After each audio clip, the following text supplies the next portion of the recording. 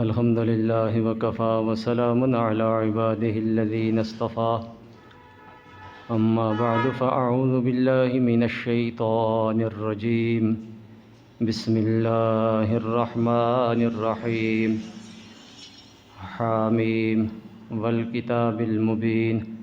إنا أنزلناه في ليلة مباركة إنا كنا منذرين فيها يفرق كل أمر حكيم صدق الله مولانا العظيم إن الله وملائكته يصلون على النبي يا أيها الذين آمنوا صلوا عليه وسلموا تسليما اللهم صل على سيدنا ومولانا محمد وعلى آل سيدنا ومولانا محمد وبارك وسلم الصلاة والسلام عليك يا رسول الله وعلى آلك وأصحابك يا حبيب الله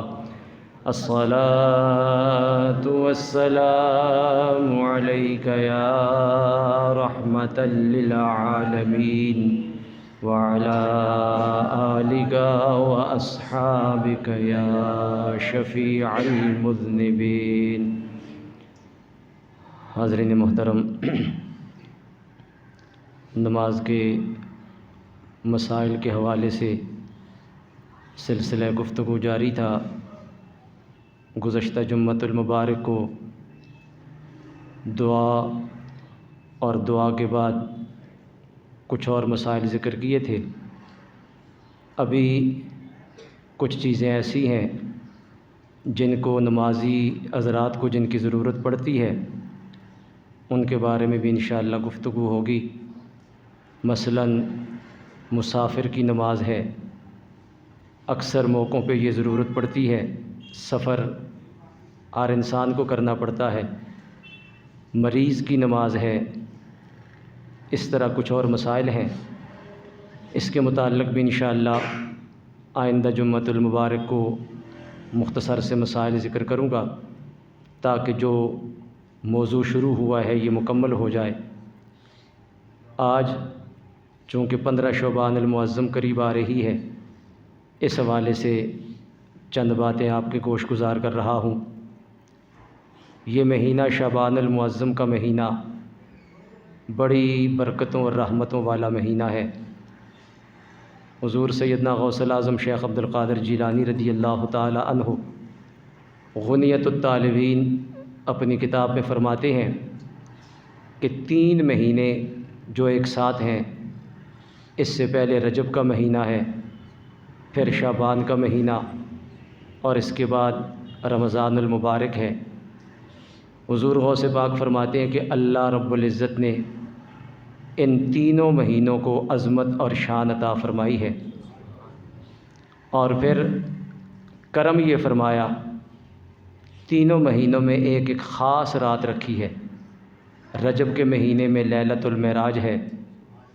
شعبان کے مہینے میں شب برات ہے، اور رمضان المبارک میں شب قدر ہے۔ اللہ رب العزت نے تینوں مہینوں میں اپنی رحمت کے نزول کی خصوصی راتیں رکھی ہیں۔ شعبان المعظم اللہ رب العزت کی رحمتوں کے نزول کا مہینہ ہے۔ نبی کریم صلی اللہ علیہ وآلہ وسلم نے ایک حدیث میں ارشاد فرمایا، الرجب شہر اللہ والشعبان شہری ورمضان شہر امتی۔ سرکار نے ارشاد فرمایا کہ رجب اللہ رب العزت کا مہینہ ہے، اللہ کی رحمتوں کا نزول ہوتا ہے۔ ویسے تو سارے دن، سارے مہینے، سارے ہفتے، سارے سال اللہ ہی کے ہیں، ہر دن اور دن کا ہر لمحہ اور رات اللہ کی ہے، لیکن خصوصی طور پہ سرکار نے رجب کو اللہ کا مہینہ قرار دیا۔ اور شعبان کے بارے میں سرکار نے فرمایا وشعبان شہری، شعبان میرا مہینہ ہے۔ سرکار نے اپنی طرف اس کو منسوب فرمایا۔ اور رمضان کے بارے میں فرمایا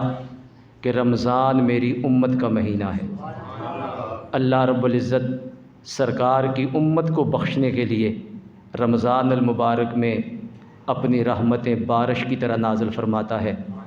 اور کوئی محروم ہی ہوگا، ازلی محروم، جو رمضان المبارک کی رحمتوں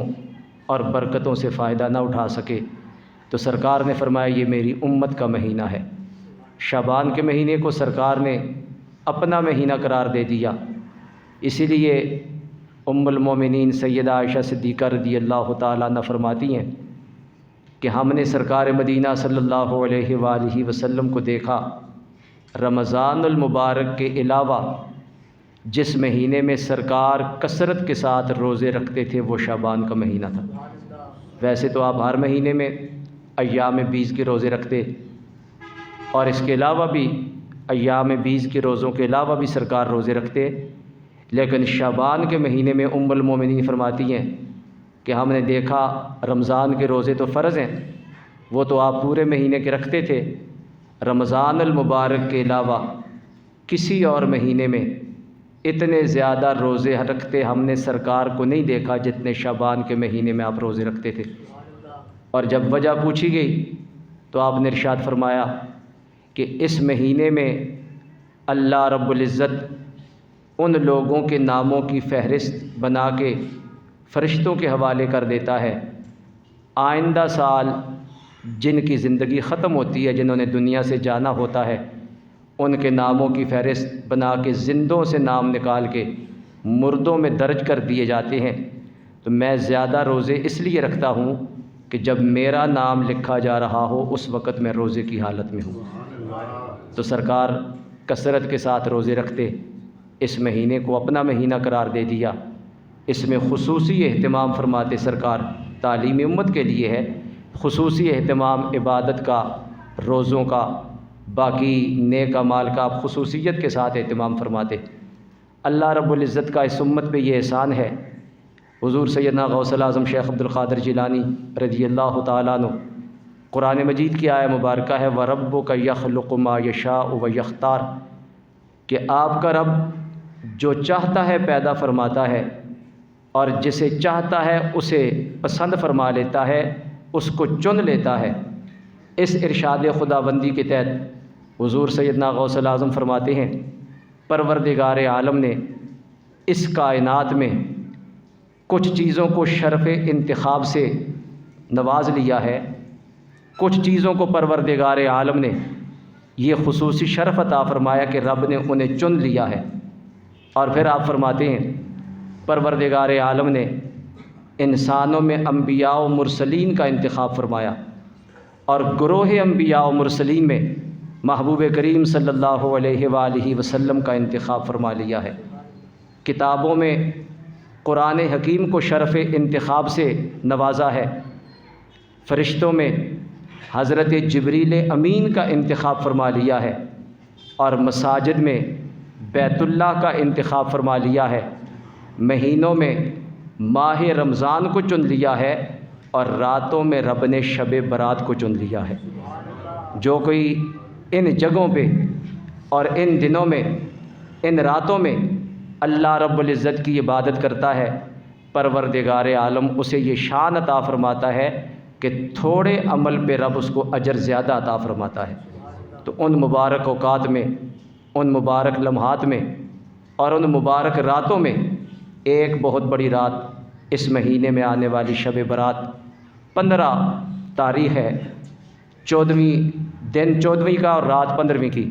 شب برات، عربی میں اس کو لیلۃ البرات کہا جاتا ہے۔ برات کا معنی ہوتا ہے رہائی کی رات، آزادی کی رات، نجات اور چھٹکارے کی رات۔ تو اس کو شب برات کیوں کہا گیا؟ سرکار مدینہ صلی اللہ علیہ وآلہ وسلم نے مختلف احادیث میں اس رات کی شان اور عظمت بھی بیان فرمائی۔ سرکار مدینہ صلی اللہ علیہ وآلہ وسلم نے ایک حدیث میں فرمایا، ام المومنین سیدہ عائشہ صدیقہ رضی اللہ تعالیٰ عنہ حدیث کو روایت کرتی ہیں، فرماتی ہیں سرکار میرے کاشانہ اقدس میں آرام فرما رہے تھے، رات کے پچھلے پہر میں نے دیکھا، میری آنکھ کھلی تو سرکار بستر مبارک پہ موجود نہیں۔ میں تلاش کرنے کے لیے نکلی کہ پتہ نہیں اس وقت کہاں تشریف لے گئے ہیں۔ فرماتی ہیں کہ جب میں باہر نکلی تو میں نے آپ کو سجدے کی حالت میں پایا، اللہ رب العزت کا ذکر کر رہے ہیں، اس کی عبادت اور بندگی کر رہے ہیں، کبھی سجدے سے سر اٹھاتے ہیں، کبھی پھر سجدے میں سر رکھتے ہیں، اور بڑے طویل سجدے سرکار نے فرمائے، دعائیں فرما رہے ہیں۔ فرماتی ہیں وہ دعا میں نے یاد کر لی، جب آپ عبادت سے فارغ ہوئے میں نے عرض کی یا رسول اللہ اس طرح بستر پر نہ پا کر میں بے قرار ہو گئی، آپ کو تلاش کے لیے نکلی تھی اور آپ اس طرح سجدے میں تھے، دعا فرما رہے تھے، آپ کو اللہ رب العزت نے اپنی بارگاہ سے مغفرت اور بخشش کا مجدہ سنا دیا، خوشخبری سنا دی ہے، لِيَغْفِرَ لَكَ اللَّهُ مَا تَقَدَّمَ مِنْ ذَنبِكَ وَمَا تَأَخَّرَ۔ پروردگار عالم کا آپ سے وعدہ ہے، اس نے آپ کی کامل مغفرت فرما دی ہے، تو آپ اتنی تکلیف کیوں اٹھاتے ہیں؟ آپ نے ارشاد فرمایا افلا اکون عبدا شکورا، کیا میں اپنے رب کا شکر گزار بندہ نہ بنوں کہ اس نے مجھ پہ اتنا کرم فرما دیا ہے، اس نے مجھ پہ یہ انعام فرمایا، کرم فرمایا، اور کرم کا تقاضا یہ ہے کہ میں اس کا شکر زیادہ ادا کروں۔ اور پھر آپ نے ارشاد فرمایا جانتی ہو عائشہ یہ کون سی رات ہے؟ میں نے عرض کی اللہ اور اس کے رسول بہتر جانتے ہیں۔ سرکار نے ارشاد فرمایا یہ 15 شعبان کی رات ہے، اور اس رات میں اللہ رب العزت قبیلہ بنی کلب کی بکریوں کے بالوں سے زیادہ لوگوں کو جہنم سے آزادی عطا فرما دیتا ہے۔ عرب میں ایک قبیلہ تھا جس کے پاس بکریاں سب سے زیادہ ہوتی تھیں، بنی کلب اسے کہا جاتا ہے، تو سرکار نے ارشاد فرمایا اس قبیلے کی بکریوں کے بالوں سے زیادہ پروردگار عالم لوگوں کی مغفرت فرما دیتا ہے۔ اب ایک بکری کے بدن پہ کتنے بال ہیں کوئی گن نہیں سکتا، شمار نہیں کر سکتا، اور اس قبیلے میں بکریاں بھی سب سے زیادہ تھیں، اور سرکار نے اللہ رب العزت کی اس خصوصی رحمت جو اس رات کو اترتی ہے سرکار نے سمجھانے کے لیے فرمایا کہ بنی کلب قبیلے کی بکریوں کے بالوں سے زیادہ پروردگار عالم لوگوں کی مغفرت فرما دیتا ہے، اس لیے اس کو شب براءت کہا جاتا ہے، چھٹکارے اور رہائی کی رات، جہنم سے آزادی کی رات۔ اللہ رب العزت کا اس امت پہ یہ کرم ہے کہ پروردگار عالم نے انہیں وہ لمحات اور ایسے مبارک اوقات عطا فرما دیے جن میں یہ تھوڑی محنت کرتے ہیں، تھوڑا عمل کرتے ہیں، اور رب انہیں اجر زیادہ عطا فرماتا ہے۔ اور اس حدیث سے یہ بھی معلوم ہوا کہ پروردگار عالم محبوب کریم علیہ الصلاۃ والسلام کی امت کو بخشنا چاہتا ہے، اسی لیے سرکار کی امت پہ یہ کرم فرمایا کہ انہیں ایسے مبارک لمحات اور اوقات عطا فرما دیے۔ یہ اس امت پہ پروردگار عالم کا خصوصی کرم ہے۔ وہ گناہ گاروں کو عذاب دینا نہیں چاہتا، اگر کوئی خود ہی اس کے عذاب کو دعوت دے رہا ہو یہ اس کی اپنی بدبختی اور نادانی ہے، ورنہ وہ تو قرآن مقدس میں ارشاد فرماتا ہے ما یفعل اللہ بعذابکم ان شکرتم وآمنتم وکان اللہ شاکرا علیما، کہ لوگو اللہ تمہیں عذاب دے کر کیا کرے گا اگر تم ایمان لے آؤ اور مالک کے شکر گزار بندے بن جاؤ، وہ تمہیں عذاب دے کر کیا کرے گا؟ تم مومن ہو اور اس کا شکر ادا کرو، وکان اللہ شاکرا علیما، اللہ شکر کرنے والوں کی قدر کرنے والا ہے،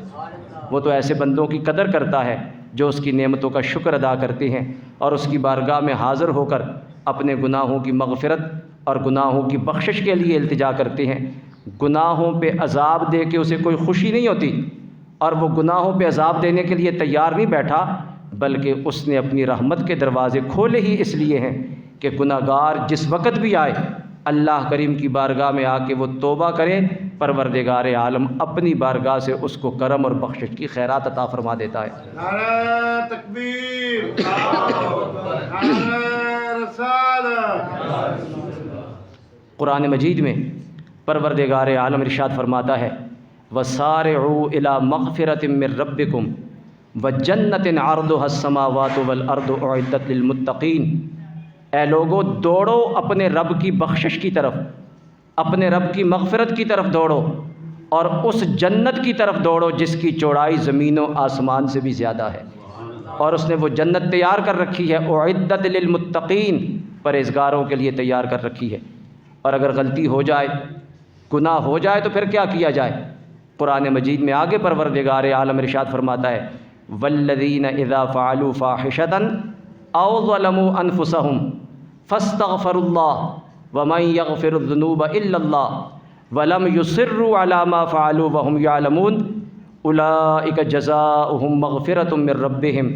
وجنات تجری من تحتها الانہار خالدین فیہا वनिअम अजरुल आमिलीन। फरमाया वल्लज़ीन इज़ा फ़अलू फ़ाहिशतन, वो लोग जब उनसे कोई बुराई का काम हो जाए, बेहयाई का कोई काम हो जाए, वल्लज़ीन इज़ा फ़अलू फ़ाहिशा औ ज़लमू अनफुसहुम, या गुनाह करके अपनी जानों पे जुल्म कर लें, ज़करुल्लाह, उसी वक़्त वो अल्लाह को याद करने लगते हैं, अपने गुनाहों की माफ़ी मांगने लगते हैं और परवरदिगार आलम को याद करते हैं। फ़स्तग़फ़रू लिज़ुनूबिहिम, अपने गुनाहों की बख्शिश चाहते हैं। वमन यग़फ़िरुज़्ज़ुनूब इल्लल्लाह,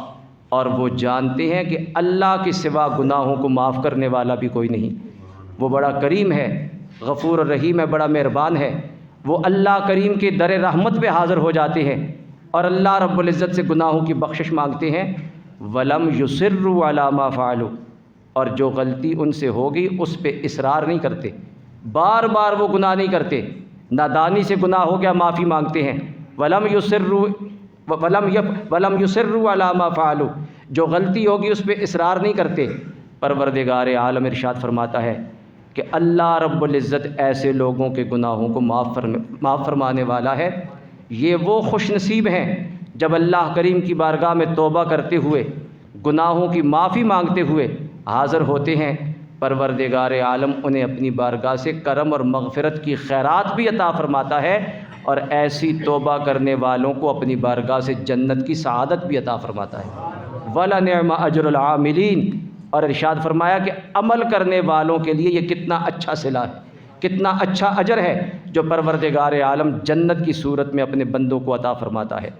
तो ये उसका सरकार की उम्मत पे करम है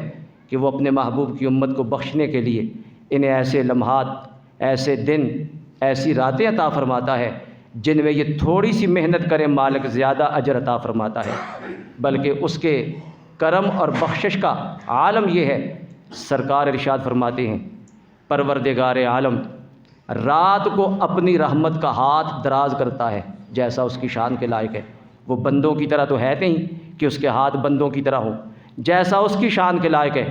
वो रहमत का हाथ रात को फैला देता है।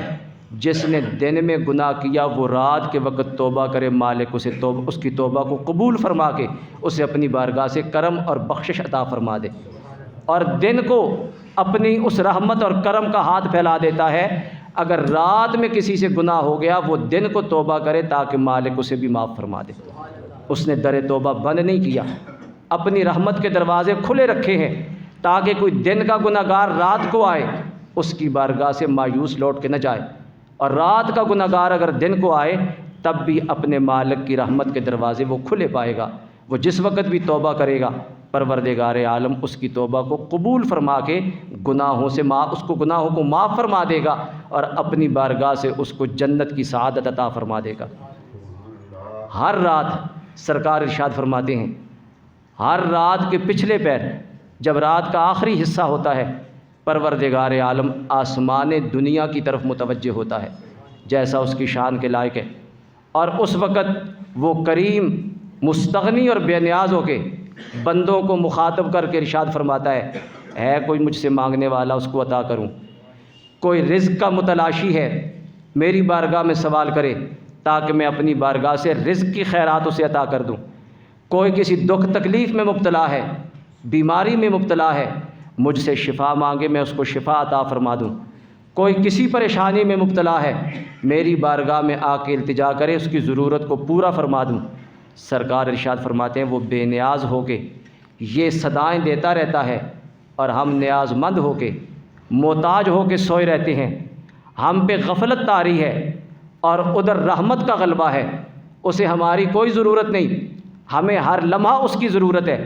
लेकिन वो जिसे हमारी कोई ज़रूरत नहीं वो हम पे करम करना चाहता है और हमारी एक एक ज़रूरत का नाम लेके पुकार के कहता है कोई ये मांगने वाला है, ये मांगने वाला है।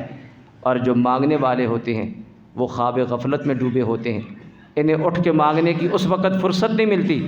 जो उसके शब ज़िंदादार बंदे हैं, जो उसके महबूब और प्यारे बंदे हैं,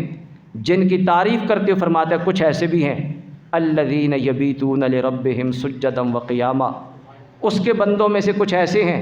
जिनकी रातें कभी सजदे की हालत में गुज़रती हैं, कभी क़याम की हालत में गुज़रती हैं।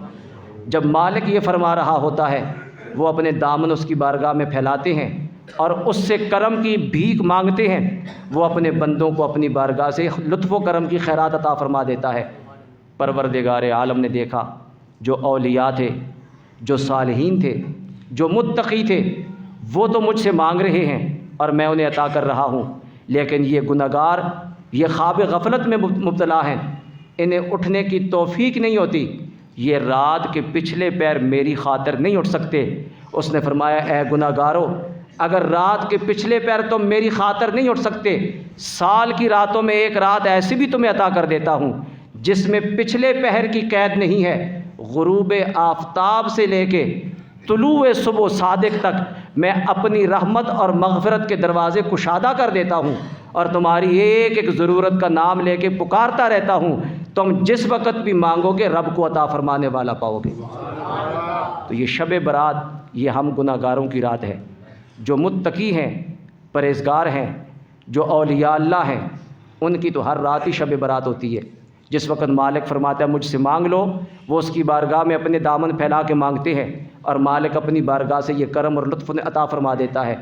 ہم جیسے گنہگار جو رات کے پچھلے پیر نہیں اٹھ سکتے، پروردگار عالم نے محبوب کی امت پہ اپنے کرم کی انتہا فرماتے ہوئے سال کی راتوں میں ایک رات ایسی بھی عطا فرما دی ہے جس میں پچھلے پہر کی پابندی نہیں، ادھر سورج غروب ہوتا ہے،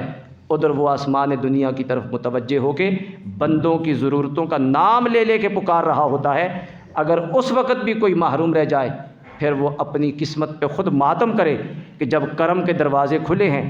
رحمت کے دروازے کھلے ہیں، عموماً پیاسا چل کے پانی کے پاس جاتا ہے، اور کبھی کبھی اگر پانی کرم فرمائے اور خود پیاسے کے پاس آ جائے پھر بھی وہ محروم ہو جائے تو وہ ازلی بدبخت ہے، ازلی محروم ہے۔ پروردگار عالم مغفرت اور کرم اور لطف و عطا کا انعام لے کے گنہگاروں کی طرف خود متوجہ ہے کہ اس وقت آؤ مجھ سے مانگ لو، اور جس وقت کریم دروازے کھول لیں، وہ تو ایسا کریم ہے کہ جو اس کے دروازے پہ جائے، دروازہ بند بھی ہو، وہ دستک دیتا رہے، وہ کبھی نہ کبھی دروازہ کھول دیتا ہے۔ اور آج تو دروازے کھول کے خود بلا رہا ہے، خود فرما رہا ہے کہ آؤ اور مجھ سے یہ انعام لے لو، مغفرت لے لو،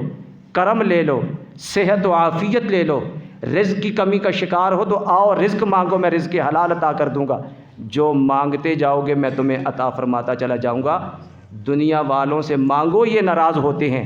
وہ ایسا کریم ہے کہ اس سے نہ مانگو تو وہ ناراض ہوتا ہے۔ یہ دے کے احسان جتاتے ہیں، ہر جگہ ذلیل و رسوا کرتے ہیں، اور وہ ایسا کریم ہے اس نے عطا فرمانے کے لیے رات رکھی ہے، اور ہمارے صوفیاء فرماتے ہیں وہ دن کو بھی عطا فرماتا ہے۔ رات اس لیے رکھی ہے تاکہ عبد و معبود کے درمیان اور خالق و مخلوق کے درمیان جب راز و نیاز کی باتیں ہوں تو کوئی دوسرا اس سے آگاہی نہ ہو سکے۔ رات کا اندھیرا ہے، تنہائی ہے، خواب غفلت میں دنیا ڈوبی ہوئی ہے، ایک بندہ کسی کونے میں بیٹھ کے ندامت کے آنسو بہا رہا ہے، ایک ایک گناہ کو یاد کر کے اپنے مالک سے کرم کی خیرات مانگ رہا ہے، وہ کرم کی بھیک بھی عطا فرما رہا ہے اور رسوائی سے بھی بچا رہا ہے،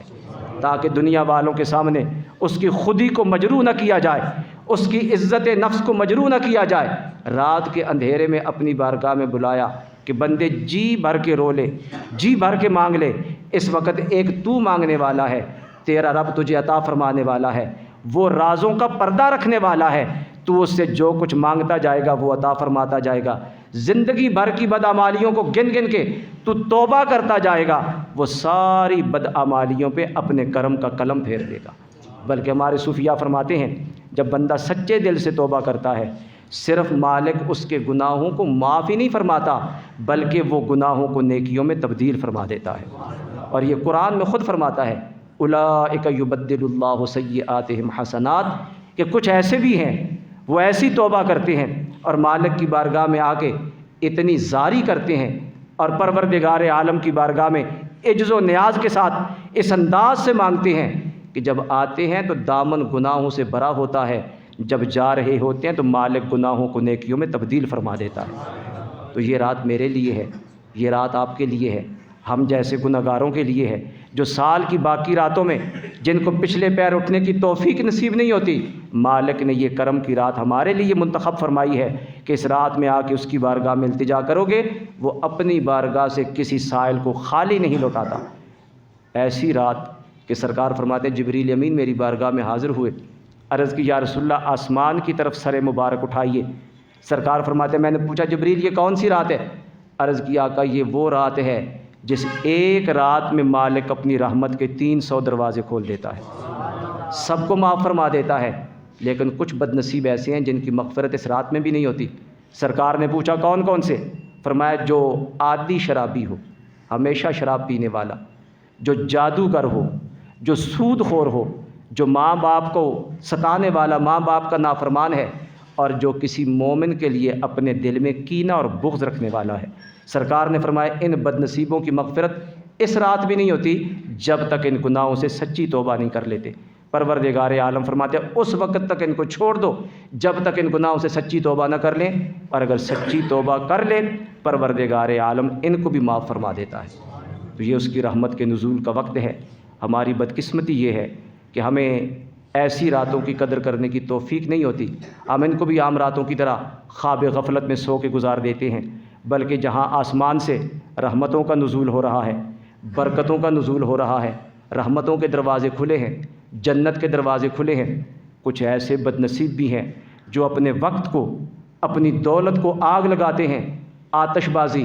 پٹاخے بازی میں مصروف ہو کے پروردگار عالم کے کرم کے بجائے اس کے غضب کو دعوت دی جا رہی ہوتی ہے۔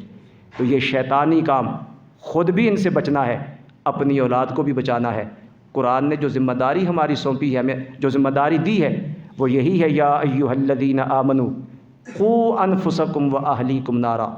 اے ایمان والو اپنے آپ کو بھی دوزخ کی آگ سے بچاؤ، اپنے اہل و عیال کو بھی دوزخ کی آگ سے بچاؤ۔ تو ایسے کام کر کے نہ خود جہنم کی طرف جائیں، نہ اپنی اولاد کو جہنمی بنائیں،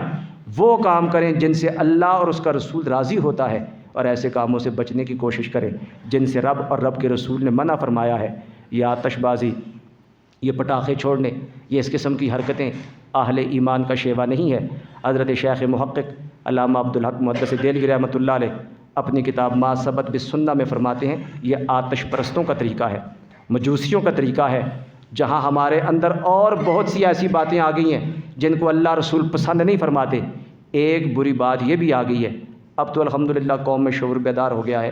اب کافی حد تک لوگ اس سے بچتے ہیں، لیکن کچھ نادان پھر بھی لگے ہوتے ہیں۔ تو یہ آتش پرستوں اور مجوسیوں کا طریقہ ہے، اور جن کی مشابہت اختیار کی جائے، جن کا طریقہ اختیار کیا جائے، سرکار فرماتے ہیں اس کا حشر بھی انہی لوگوں کے ساتھ ہوگا۔ تو ہر عمل کرنے سے پہلے دیکھ لیا جائے یہ طریقہ کس کا ہے۔ ہمارے ہاں آج بھی بہت سے ایسے طریقے ہیں جو اسلام کے نہیں دشمنان اسلام کے ہیں، اور ہم ان کو اختیار کر لیتے ہیں نادانی میں، فیشن سمجھ کے، دور کا تقاضا سمجھ کے۔ یہ نہیں دیکھتے کہ ایسا طریقہ اختیار کرنے کا وبال کیا ہے۔ دنیا میں تو وبال ہے، نحوست ہے، آخرت کا وبال یہ ہے کہ حشر ان لوگوں کے ساتھ ہوگا۔ اور رب کے محبوب کے پیارے طریقوں کو اختیار کیا جائے تو سرکار نے فرمایا جس کی مشابہت اختیار کرو گے اس کا انجام اسی کے ساتھ ہوگا۔ وہ کتنا خوش نصیب ہے جو سرکار کے طریقوں کو اختیار کرے اور اللہ کریم انجام کے لیے اس کو سرکار کی بارگاہ کا قرب عطا فرما دے، محبوب کی بارگاہ کی سعادت نصیب فرما دے۔ تو سرکار کے پیارے طریقوں کو اختیار کرو۔ اس رات محبوب کریم علیہ الصلوۃ والسلام کا طریقہ کیا تھا؟ ام المومنین سیدہ عائشہ صدیقہ رضی اللہ تعالیٰ عنہ کی ایک روایت آپ کو سنائی ہے کہ سرکار کثرت کے ساتھ روزے رکھتے اس مہینے میں۔ سرکار شعبان کی 15ویں رات عبادت سجدے میں مصروف تھے۔ ام المومنین نے اس حالت میں دیکھ کے پوچھا آقا یہ کون سی رات ہے؟ تو سرکار نے فرمایا یہ وہ رات کہ قبیلہ بنی کلب کی بکریوں کے بالوں سے زیادہ پروردگار عالم لوگوں کی مغفرت فرما دیتا ہے۔ اور دوسری روایت میں آتا ہے حضرت مولا علی کرم اللہ وجہ الکریم فرماتے ہیں سرکار نے ارشاد فرمایا اے علی جب 15 شعبان کی رات آئے رات کو قیام کرو اور دن کو روزہ رکھو۔ فرماتے ہیں میں نے پوچھا یا رسول اللہ رات کو قیام اور دن کو روزہ رکھا جائے نصیب کیا ہوگا، اللہ کی بارگاہ سے اجر کیا ملے گا؟ آپ نے حضرت علی کرم اللہ وجہ الکریم سے فرمایا علی یہ وہ دن ہے اور یہ وہ رات ہے غروب آفتاب سے لے کے طلوع صبح صادق تک پروردگار عالم بندوں کی حاجتوں اور ضرورتوں کا نام لے لے کے پکارتا رہتا ہے کہ کوئی آئے مجھ سے مانگے میں اس کو عطا فرما دوں۔ تو اتنی بڑی انعام کی رات، اتنی بڑی کرم کی رات ہو اور اس میں بھی بندہ محروم رہ جائے، زندگی کا کوئی پتہ نہیں۔